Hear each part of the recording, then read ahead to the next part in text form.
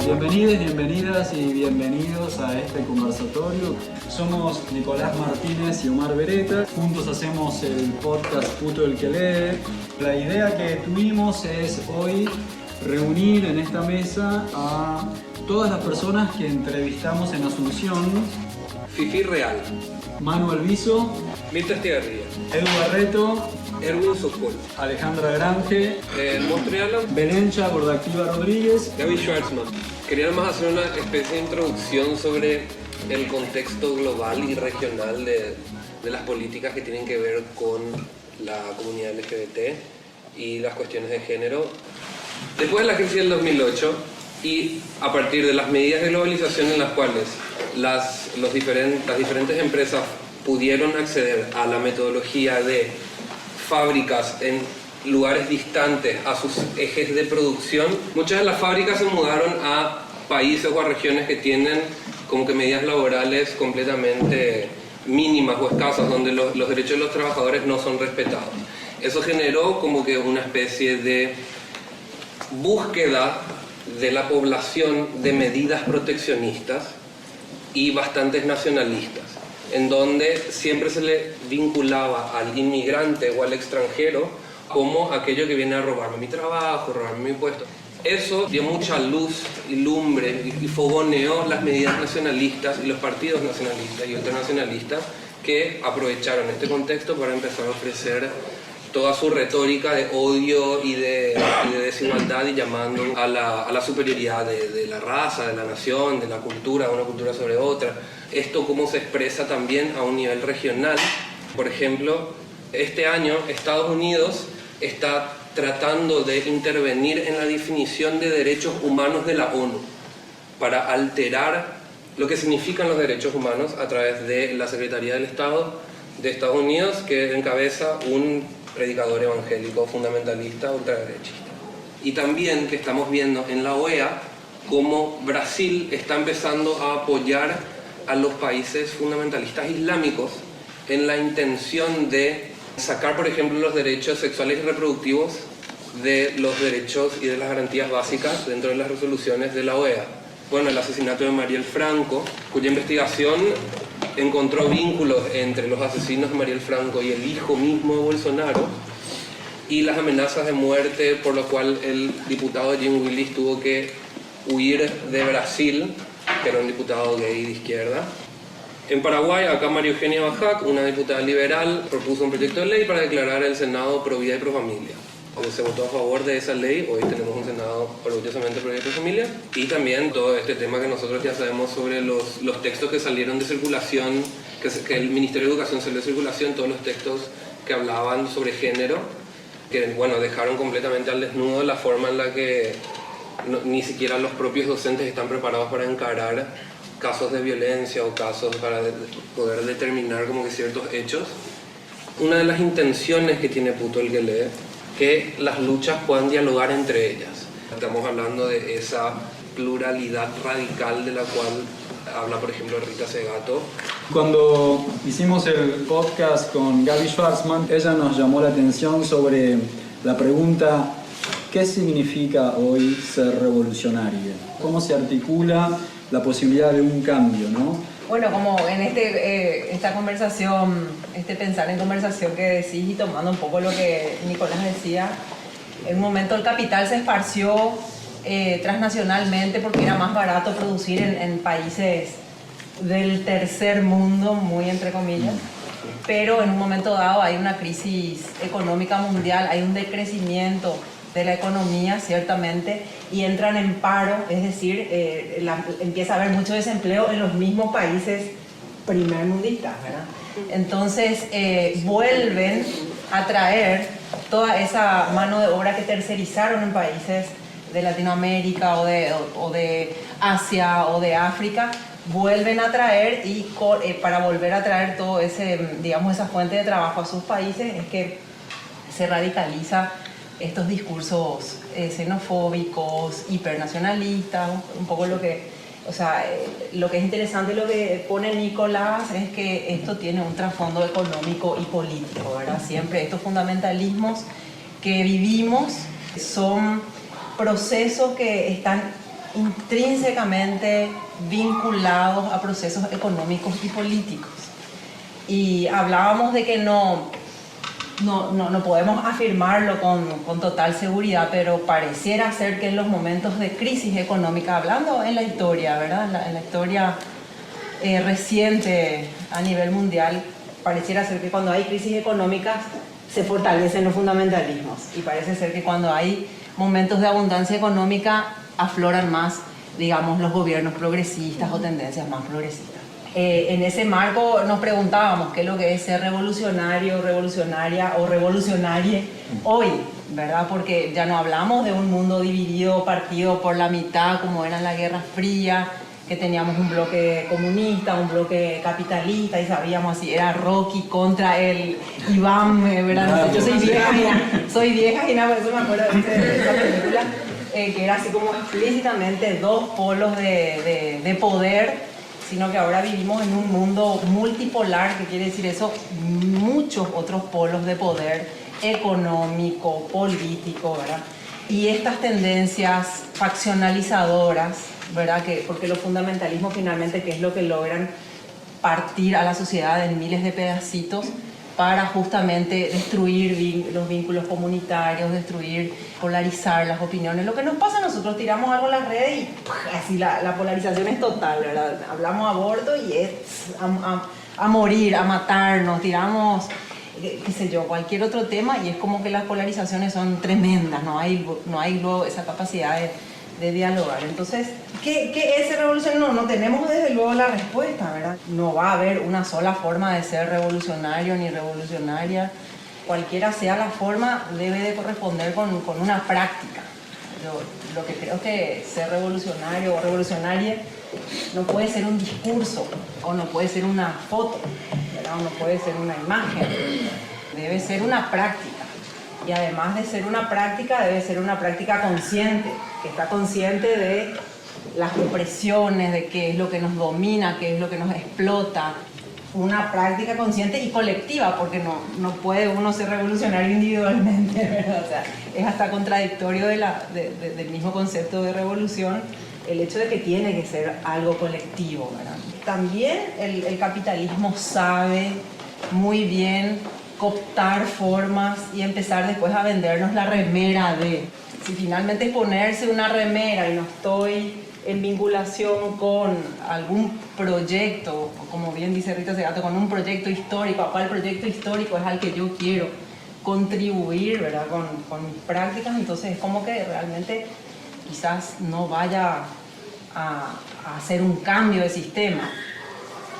También dentro de estos enfoques, ya situándonos desde América Latina, comprendiendo todo lo que ha sido el proceso de conquista, de colonización, y lo colonizados y colonizadas que estamos todavía, entonces, hasta paradigmas nuevos acá en Paraguay para nosotros, porque legalmente no, en las universidades, eso no, ni en la escuela mucho menos, ni en la calle, se habla de cuán colonizados estamos, ¿verdad? Entonces, colocando también eso como en el centro de la mesa, ser revolucionaria en América Latina también es como empezar a mirar esos procesos históricos, ¿verdad? Y empezar a identificar realmente hasta dónde respondemos a ese proyecto europeo, occidental, blanco, ¿verdad?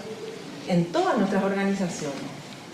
Desde dónde podemos empezar a hablar realmente de algo revolucionario sin cuestionar esa matriz colonial, esa matriz de poder colonial que todavía está súper metida. Entonces, como un elemento más desde este territorio Abya Yala que habita. Sí. Para mí, por ejemplo, algo que es ser revolucionario, tipo ser travesti, para mí algo súper revolucionario es ser travesti en esta sociedad, en este país. Y el hecho también de que mis compañeras travesti, por ejemplo, se reúnan en espacios, ¿verdad? Tipo para debatir, eso va a ser lo más revolucionario por ahí que pueda haber, por ejemplo. Que se den esos espacios a través que puedan hablar y empoderarse. Para mí eso es revolución. Tipo, ser revolucionario desde mi punto de vista, por ejemplo, de mi vivencia. Yo quiero decir, tengo mis dudas con la palabra revolución. desde mi punto de vista, intentar explicarlo sin enroscarme, es como respuesta a modificar o a tomar el poder de, como eso, tomar un poder que desde mi punto de vista yo no lo quiero. No me interesa debatir con el Estado determinadas cosas. No lo quiero el Estado y obvio que no vamos a lograr la abolición del Estado, por lo menos por ahora. Pero desde mi lectura tiene que ver más como con disputarle un poder al Estado que yo no sé si tengo ganas de disputárselo ahora, y hablo quizás desde un lugar de privilegio y sí nombrándome como disidente, no sé, no pertenezco al colectivo LGBTI y es como algo que elegí siendo torta o chico trans. Reelijo no pertenecer al colectivo LGBTIQ y es una discusión que también me interesaría como si se suelta. Siento que el colectivo LGBTIQ disputa demasiadas cosas con el Estado que pretende entrar en un canon de normalización. Cuando se plantea lo de las revoluciones, ¿no? Es como enorme la pregunta y también tengo esta duda que planteamos desde lo académico, ¿no? Para aprovechar la cantidad de personas académicas que hay en una biblioteca con tantos libros. Quizás sabes de qué lugar proponen la palabra revolución también, porque es un palabrón. Digamos, no estamos eligiendo ni la ofensiva, ni la... Yo creo que ponían el... foneo de, ni nada. Claro, yo estamos eligiendo la palabra revolución y es como un puntito. Me quedaba con los puntos suspensivos de la revolución y son esos puntos suspensivos que siguen y ya. Hay distintas lecturas y distintas dimensiones. Y creo que cada una de las personas que estamos acá transita esa revolución desde otro lugar. Y está buenísimo el contexto económico global que se plantea también en la mesa para intentar cruzar todas estas cosas. Primero aprovecho ya lo del colectivo LGBTIQ+, que sí, que dialoga mucho con el Estado. Y la importancia de nombrarse disidente, ¿no? Que es algo que se plantea un quiebre de lo que veníamos hablando de diversidad, por lo menos en Argentina, ya que estamos acá. Claro. Que se venía hablando de diversidad, y cuando la heterosexualidad pidió ser incluida en la diversidad, fue como, chao, le regalamos la diversidad. Nosotras disidentes. Y claro, porque empiezan a ver esas cosas de, como recién decía Ale antes cuando estábamos entrando, dice, cuando las actividades son cerradas, todo el mundo quiere ser incluido. Y cuando son abiertas nadie viene. Y que pasa por ese lugar, ¿no? Como esa necesidad de este tiempo de ser incluido y todos buscamos esa pertenencia, y creo que el movimiento LGBTIQ más y las disidencias sexuales, bueno, sobre todo el movimiento LGBTIQ, fue luchando para lograr inclusión y derechos y sigue, ¿no? Y eso despierta alrededor también una suerte de inspiración, ¿no? Y que nos pasa a nosotras también, que de repente el aliado de Paqui está como inspirado por la revolución travesti. No, pero y el problema ahí es cuando exige que sea ser incluido en eso. Y ahí está bueno, como decir, está bueno tomar las inspiraciones, pero vayan a militar sus espacios. El movimiento tiene que seguir luchando para generar accesos a personas que jamás ni siquiera van a tener acceso a la palabra disidencia, ¿no? Como no van a llegar nunca a eso. Entonces estamos hablando de una persona que está como totalmente alejada del centro y necesita tener acceso a la salud, a la vivienda, a su identidad. También es necesario que exista esa disidencia para poder denunciar cuando se homogenice o se logre... No, que no se logre, sino que siempre estamos al borde de normalizarnos, ¿no? Creo que se entra en un área muy gris cuando se habla de un término muy utópico, pero en realidad hay algunas personas, algunos colectivos que estamos tratando de resistir. No podemos pensar en una revolución porque estamos sobreviviendo. Y es irreal empezar a discutirlo si es que seguimos siendo no contratadas por gordas, no tenemos los medios para sobrevivir por ser trans, travestis, siguen habiendo 1 millón de exclusiones. No es planteable, para mí la revolución no es posible porque estoy en un momento de resistencia. ¿Qué pasa con personas como yo que me rechazan todo el tiempo de laburos heteronormados, capitalistas, con los que me quiero enfrentar, pero necesito formar parte, porque si no me matan en recursos y me matan en espacios y me matan en la sociedad?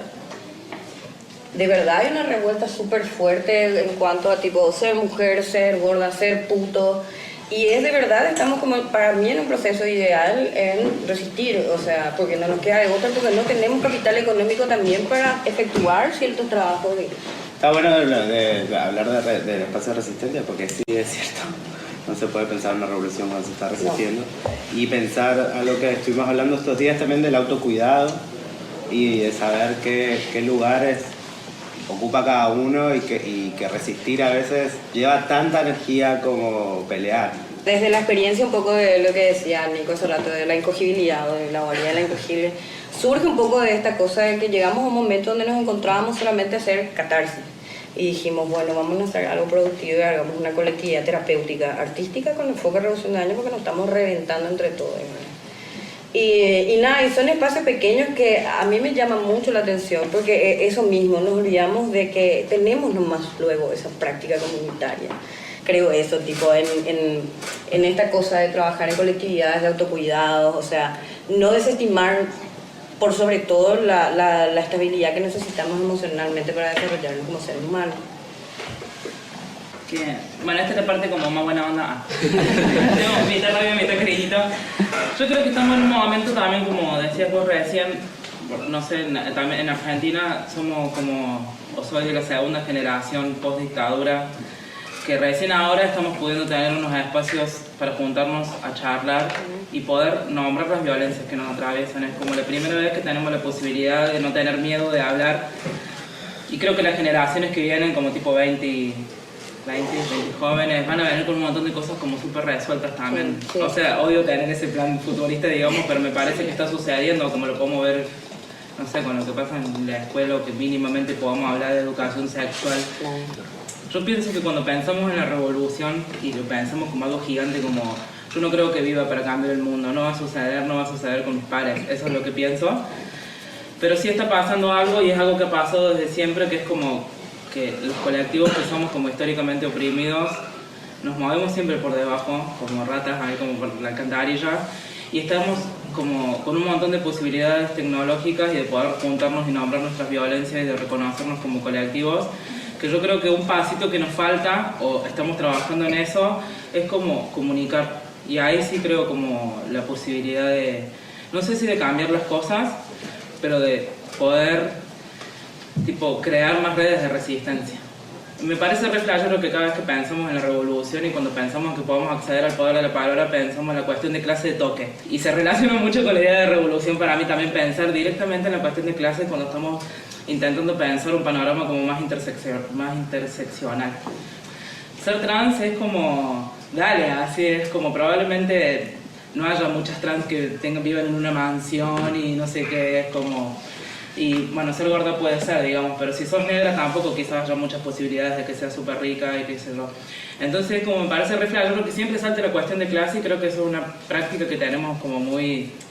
que nos metieran ciertas ideologías, pero bueno, también tenemos la cuestión de género, tenemos la cuestión de racialización, tenemos un montón de cuestiones que ya es momento de pensar como más la pluralidad de las identidades que solamente pensar en la cuestión de clase, porque y eso es como un ejercicio como propuesta, que es como cada vez que pensamos en la cuestión de clase, que no puede acceder a acá y qué sé yo, es como pensemos como nuestras prácticas diarias, cada una de las que estamos acá probablemente nos toquemos con colectivos, con grupos, con casas, con gente que no puede llegar hasta acá, no sé, probablemente muchos tengan trabajo barrial, vivamos en la villa, entonces yo vivo en un lugar en Córdoba que es como a 1 hora de capital, es una villa. Si accedemos a esos lugares y también podemos generar cosas en esos lugares, entonces me parece que... Porque si siempre va a saltar la cuestión de clase, nos volvemos a quedar con que la revolución o lo que sea que queremos hacer no es posible, digamos, nos volvemos a retraer y es como que se vuelven a cortar las posibilidades.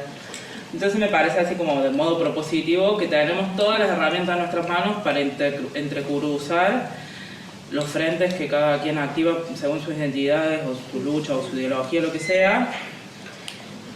Y siento que hay una cuestión de la militancia, del activismo, de lo que sea, que es problemático cuando se interpone el ego, que es algo que obviamente lo tenemos ahí muy a flote. Y cuando eso sucede se vuelve a boicotear los espacios y los cruces entre los colectivos o las cositas que activamos.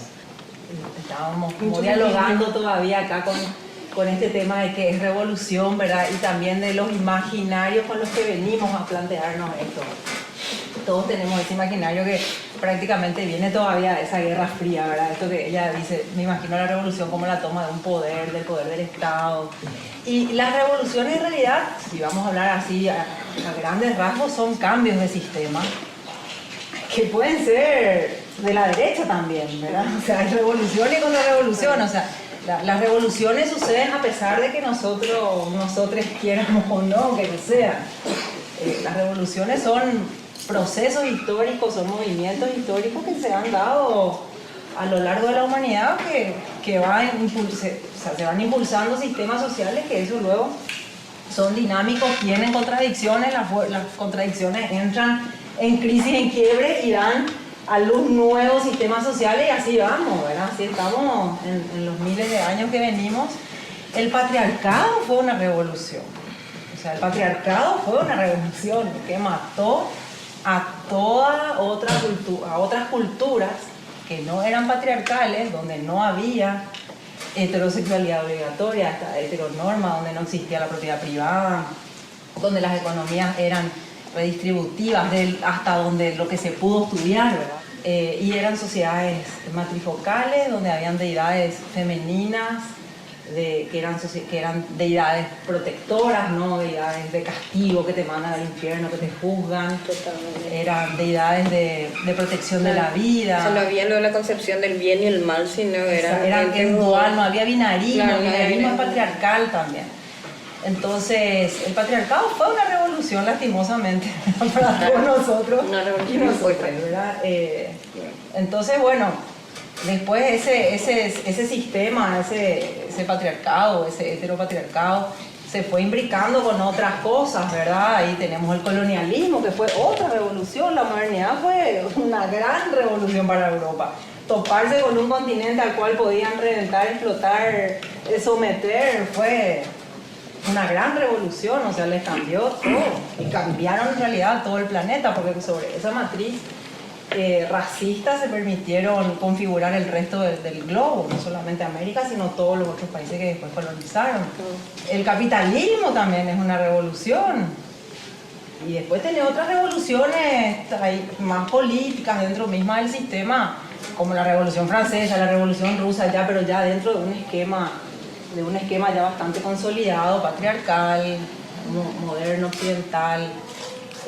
Y siempre hubo revoluciones en el otro sentido también. Siempre hubo pueblos que buscaron emanciparse, colectivos que buscaron ganar su protagonismo, ganar su lugar en la historia. O sea, son movimientos que constantemente existen en la historia. O sea, las revoluciones, quieramos o no, existen. Aunque estemos resistiendo o no estemos resistiendo. Esos son movimientos históricos. El tema es que nosotros qué hacemos con eso, ¿verdad? O en cuál de los dos ríos vamos a nadar, ¿verdad? Porque hay un río histórico que va a la mierda, ¿verdad? Y hay otro río histórico que va a la defensa de la vida, a la pluralidad. Eso es de milenios que venimos así. Entonces, ¿en qué río vamos a nadar? Más es el tema, me parece.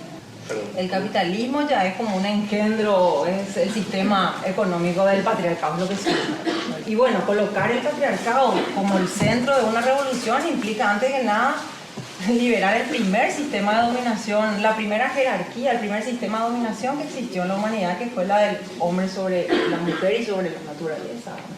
Se apunta a destruir, digamos por decirlo de alguna manera, o a abolir toda relación jerárquica entre los géneros, ¿verdad? Y quedan libres los géneros a hacer lo que quieren ser y no hay una dominación de un género sobre el otro. Abolir esa jerarquía implica abolir la propiedad privada, sí o sí, porque esa jerarquía se monta sobre tener como propiedad privada al otro género. Es abolir el Estado, porque el Estado es nuevamente una creación del patriarcado y del capitalismo. Existió también ya en nuestra historia otras formas organizativas. A veces parece que no podemos lo ver más allá, que siempre fue así y que eternamente va a ser así. No, en nuestros pueblos indígenas hay millones de naciones. Inclusive hasta ahora, tipo, los pensamientos que nosotros podamos tener, creo que a veces inclusive los que estamos acá estamos más colonizados otra vez que el resto de las personas y no estamos como dialogando en ese aspecto, ¿verdad? ¿Cómo podemos accionar desde el quehacer diario? Es decir, por ejemplo, desde la literatura en la memoria histórica, en el recordar, en el crear ese tipo de tejidos.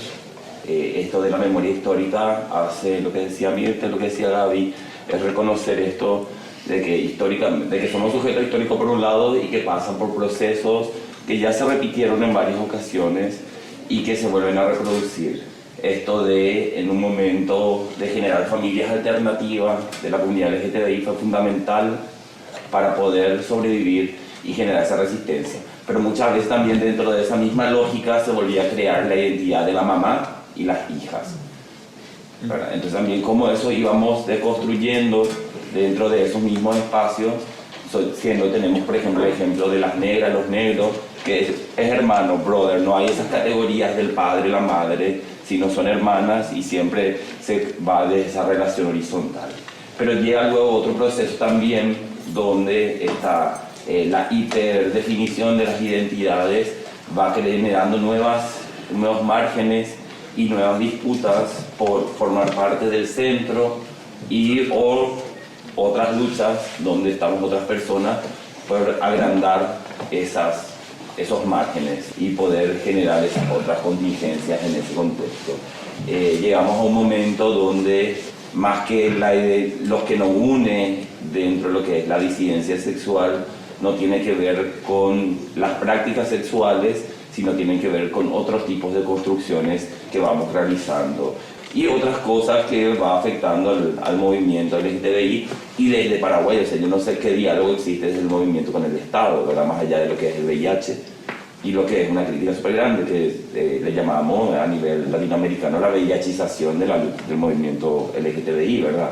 Y luego, o sea, las otras personas que sí hacíamos la autogestión, volvemos a plantear otras formas de diálogo y eso que decía, si no dialogamos con el Estado, claro, obviamente vamos a exigir en lo que podamos en cuestiones de salud y educación que no tenemos la capacidad de darnos, pero en otras cosas, no me voy a pedir a la Secretaría de Cultura que me dé dinero para hacer arte, ¿verdad? O sea, me gestiono esos fondos.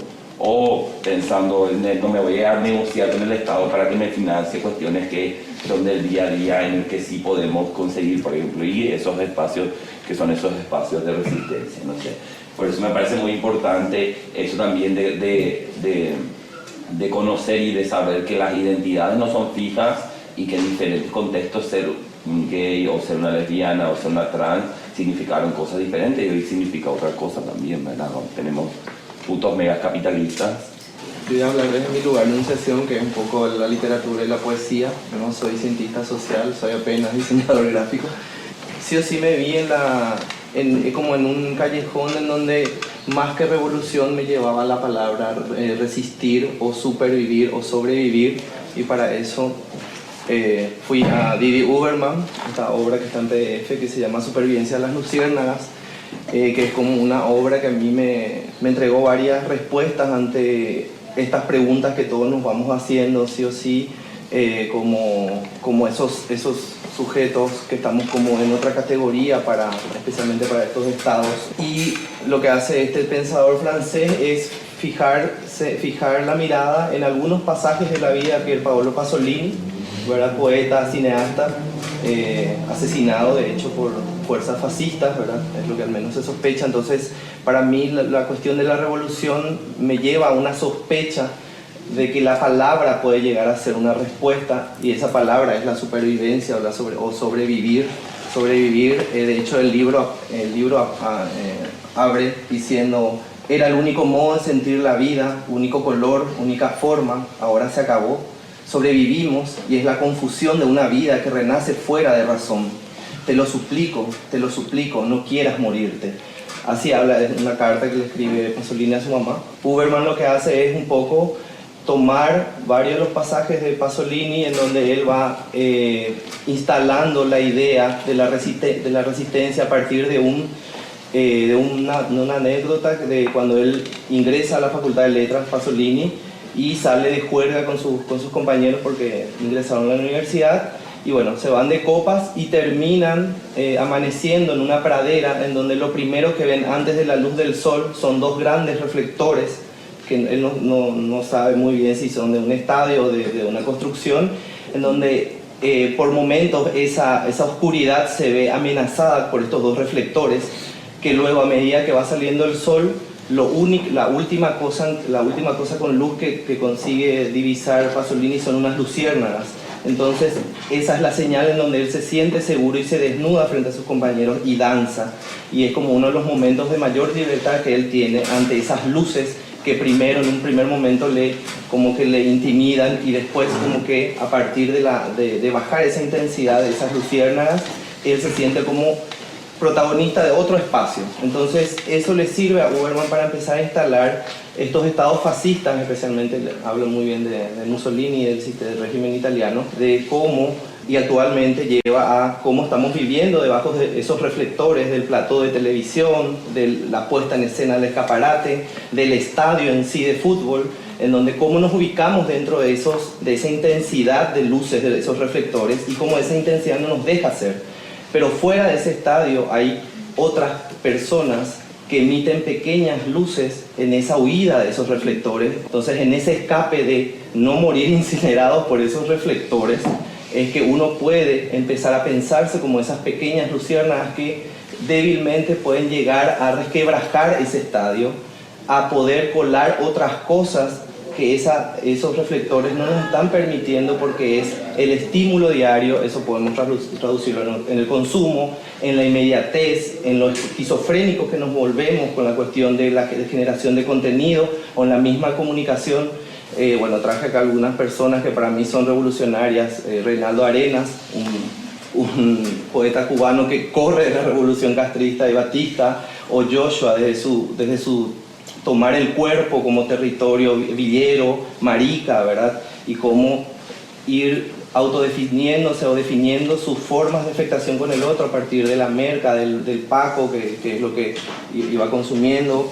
O en Paraguay tenemos a Carmen Soler como mujer, como revolucionaria, como alguien que casi termina arrancándose las venas en los calabozos de la tercera, o de lo que fue la técnica acá, el Museo de las Memorias, ¿verdad?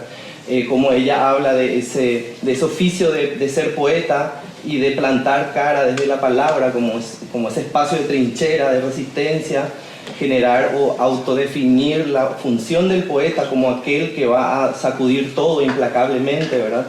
También en el quehacer de la poesía gay, que es el lugar desde el cual yo genero mi texto, y también teniendo a la poesía como ese lugar de la luciérnaga, del susurro, el que en el 2006 propuse bien cerca, por más que me cuesta como autorreferenciarme porque parece muy pedorro, pero es lo que tengo, es lo que hice. Es lo que hay. Es lo que hay, es el almacén. Y entonces, en donde es una acción, por si no conocen, es una acción donde yo todos los domingos, 2016-2017, fui a instalarme en la Plaza Oleari. Oleari fue un poeta que reivindicó toda la era lopista, y obviamente en la época del electronismo era uno de los estandartes del nacionalismo. Entonces la acción buscó instalar poesía íntima en esa plaza con ese nombre de ese poeta, para ver cómo desde otro lugar podemos ver si podemos conectarnos a partir de la poesía leída al oído de las personas, casi en voz baja, retomando esa cuestión de la manera de comunicarse de algunos pueblos indígenas de este territorio, en donde casi no necesitas hablar fuerte para comunicarte, casi con el susurro, y a partir de ahí ver cómo dentro de esa dinámica de esta ciudad que cada vez está más violenta, especialmente con las compañeras, con las mujeres, con las compañeras trans, cómo poder ver si podemos seguir siendo cómplices, y que yo ofrezca poesía al oído no sea visto únicamente como una amenaza ante un posible acoso o robo, porque vamos a la calle y las cercanías ya no se pueden dar debido a esa desconfianza constante que tenemos. Entonces, durante esos 2 años, durante 43 domingos, durante 1083 poemas que se leyeron, pues se continúa la acción en Montevideo este año, fue como una especie de esbozo de indagar si por ahí también podemos hablar de resistencia. No quiero decir de revolución porque me parece que la palabra que me queda muy grande. Tuve un careo con 2 dirigentes de izquierda donde me decían que si yo que pienso que eso es revolucionario, que yo tengo que agarrar el palo, la piedra. les tiré besos, porque uno da lo que le sobra, ¿verdad? Entonces, fueron como, yo creo que son, esa es mi manera, la poesía y la docencia, porque estoy en la carrera de diseño, que también todavía hace 12 años que soy docente, y creo que el aula todavía para mí, por más de que sea la academia, es un espacio para mí todavía válido de transformación. El día que vengan y me digan qué es lo que tengo que dar en mis clases, ese día creo que yo estaría haciendo otra cosa, ¿verdad? Pero bueno, eso creo que bien cerca y la docencia fueron como los dos espacios que a mí me sirvieron para por favor no querer morirme, como le dice Pasolini a su mamá en una carta, ¿verdad? También analizando esa palabra revolución, haciendo un para atrás, caigo en la palabra desobediencia. Me parece que acá algo que nos une es que todos somos de cierta forma desobedientes ante este sistema, ante la iglesia. Me recuerdo que de chico escuchaba mucho en el colegio, un colegio religioso lastimosamente, donde decían que Dios no le escucha a los desobedientes. Por suerte, por suerte. Y a partir de ahí, estuve analizando esa palabra como estrategia. Yo creo que justamente desobedecer implica ya una reacción desde su propia definición.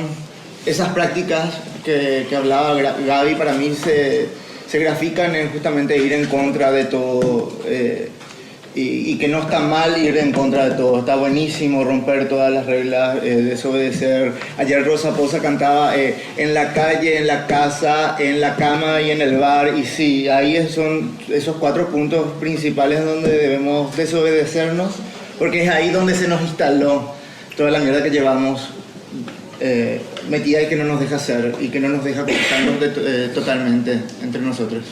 Siento que me identifico con lo que dice Belencha, ¿verdad? De resistir todo el tiempo. Y esto que había dicho Erwin también, ¿verdad? De que todo el tiempo tenemos que negociar. Algunas cosas las voy a conseguir yo por mi cuenta y otras cosas tengo que pedirlas, ¿verdad?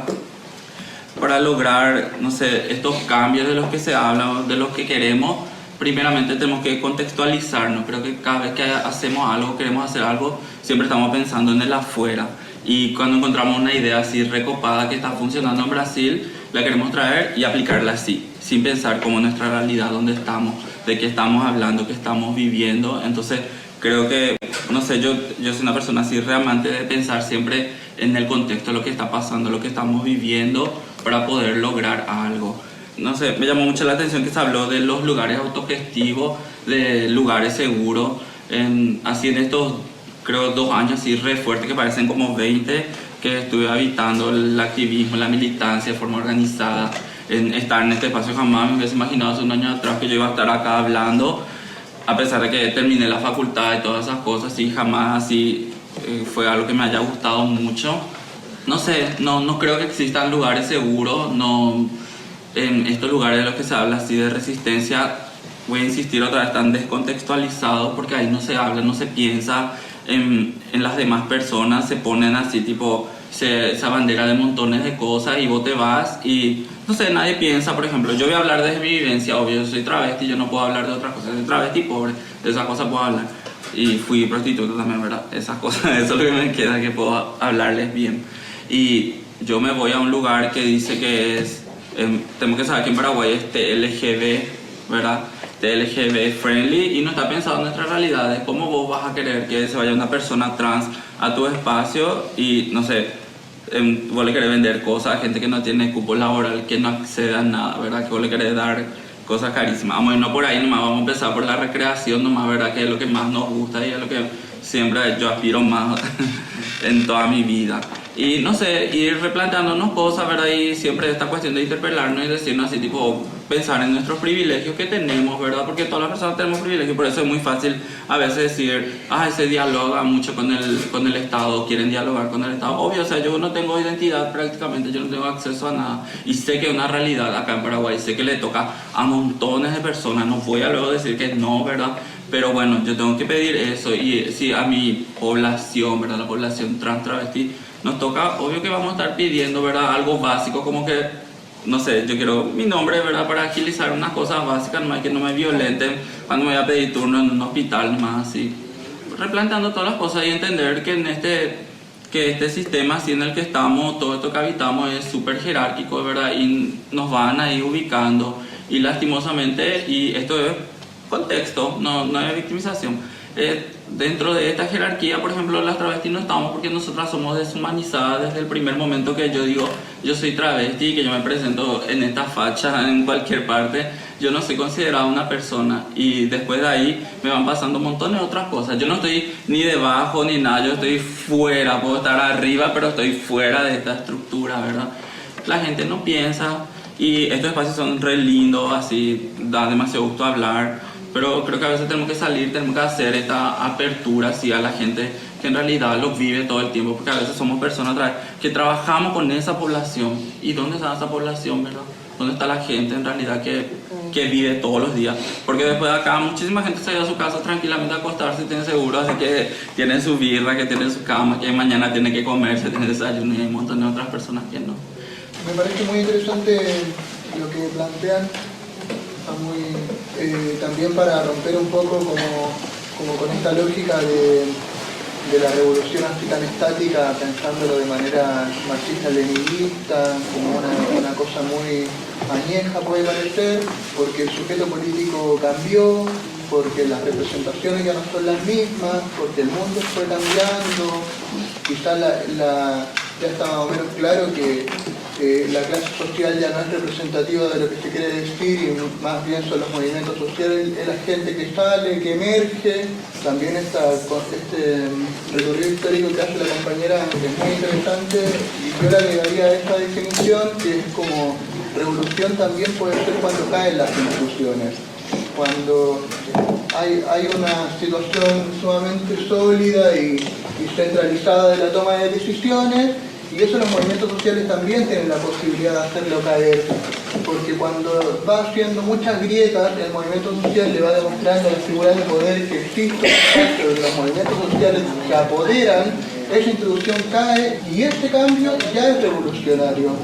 Porque cuando iban hablando ustedes me iba quedando como la sensación de un pesimismo, me estaba quedando a mí la percepción de algo inamovible, y como voy a administrar la miseria y todo esto, pero también siempre consciente de demostrarle a las autoridades de poder que lo están haciendo mal, y la resistencia también tiene que ser apelando a lo mal que lo hacen.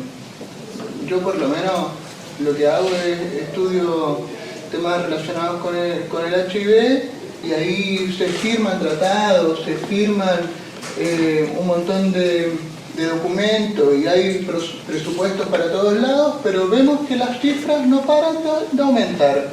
Es parte de lo mal que lo hacen todas las personas que ocupan los espacios de poder. Y los movimientos sociales, los cuales representan ustedes, que tienen la oportunidad. Además, por lo menos en este momento no se ha hablado nada de otra gente muy activa, que son el movimiento ecologista. Nosotros estamos muy en la diversidad, pero el movimiento ecologista viene con un desarrollo bastante interesante. Así que bueno, no todo está perdido, y vamos con ese pesimismo activo que puede llevarnos a algo. Pesimismo esperanzado, ¿sí? Claro. De hablar del deseo, ¿no? De la revolución del deseo también en la cama. Y desde otro lugar menos académico, como empezar a nombrar cosas, y esto lo digo desde mi privilegio yo soy de la frontera, de Posadas y Encarnación, la mitad de mi familia es paraguaya, la otra es brasilera con mezcla de Misiones. Me tuve que exiliar hacia Buenos Aires, podría haber venido a Asunción, pero me fui a Buenos Aires. Y ahí gané el privilegio de vivir en una metrópolis que tiene un montón de información y demás, y que no estoy hablando bien de Buenos Aires, sino simplemente que me da un privilegio de lectura de un montón de otras cosas, que hoy se cumple un mes de que estoy en Asunción. Y hay un montón de cosas que veo de lo poco que se habla del deseo y de todas las problemáticas que están alrededor de esas, como las enfermedades de transmisión sexual, ¿no? Y si bien hay un montón de personas visibilizadas en la calle, por los lugares donde frecuenté y toda la política siempre se habla desde este lugar capaz más académico, y recuperando lo de los personales políticos, empezar a hablar de coger y de lo que eso produce también como liberación y sin tapujos, porque si no está como bueno, porque el tipo la cosa y eso genera también unas dinámicas que veo también de que preguntaba a algunas personas si tenía que ver todavía con este proceso de salir de la dictadura o de que no se salió de la dictadura. Hay cosas de las cuales no se habla y que no se puede hablar y que no se pueden hablar.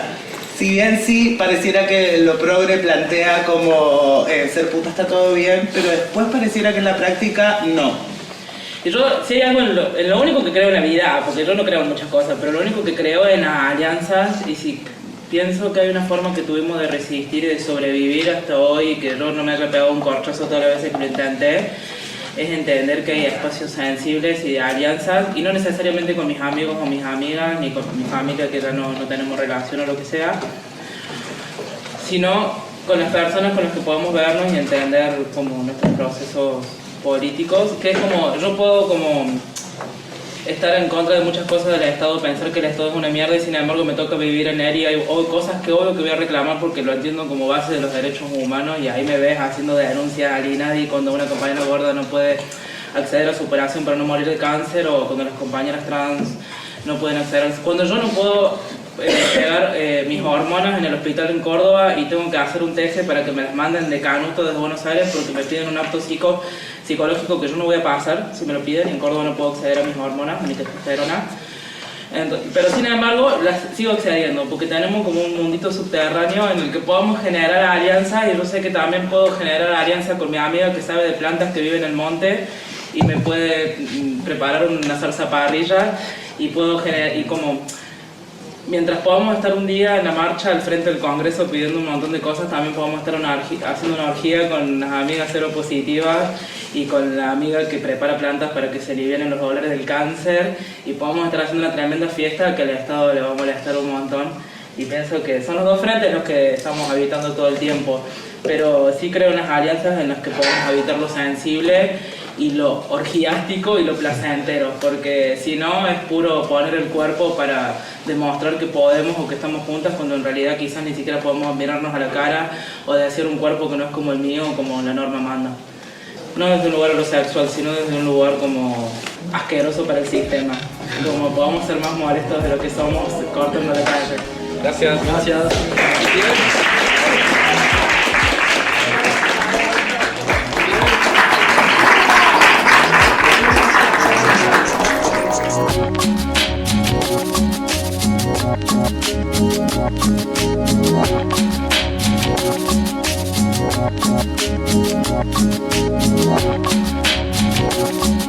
Vamos a terminar.